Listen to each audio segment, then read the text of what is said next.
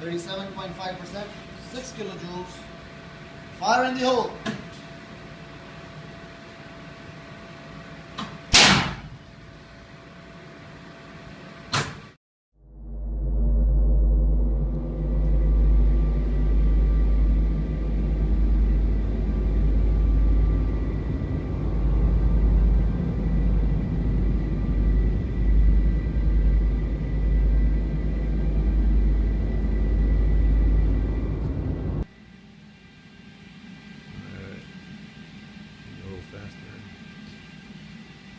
See the frequency goes up with velocity.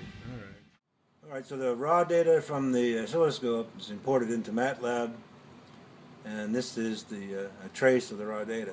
You can tell when the event begins. If we magnify in this area, you can see the change in frequency from DC to higher frequencies and even higher frequencies. That implies that the object is still accelerating.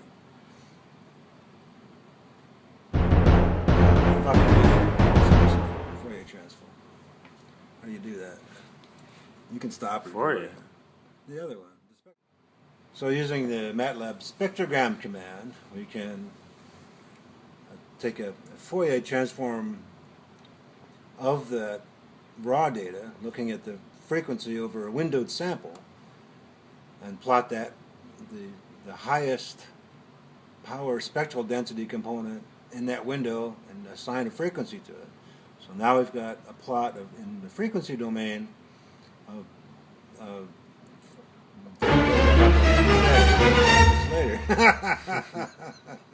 So you can see this is the acceleration here to there over time on the x-axis to frequency on the y-axis. So this point here is a frequency of whatever it is, 3 times 10 to the 8th, 300 megahertz. Yeah.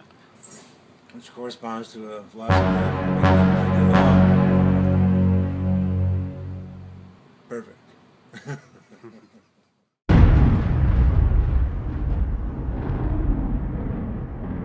Go.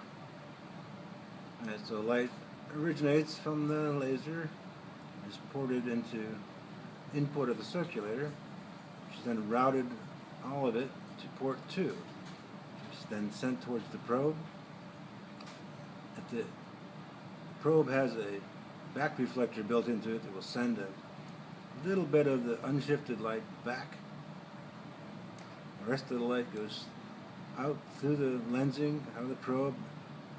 Some of it strikes the target, and that gets reflected as can be recollected. This now mixes with the unshifted reference light, enters back to circulator in port 2, and is only goes around to port 3. So the light comes out port 3. This is now a heterodyne beat frequency between the two signals. And that varies the photocurrent in the optical detector. It gives us a varying electrical output, which is set to the oscilloscope, which can then record the varying signal from the photodetector. Typically, we'll sample this at 1 or 5 gigasamples per second.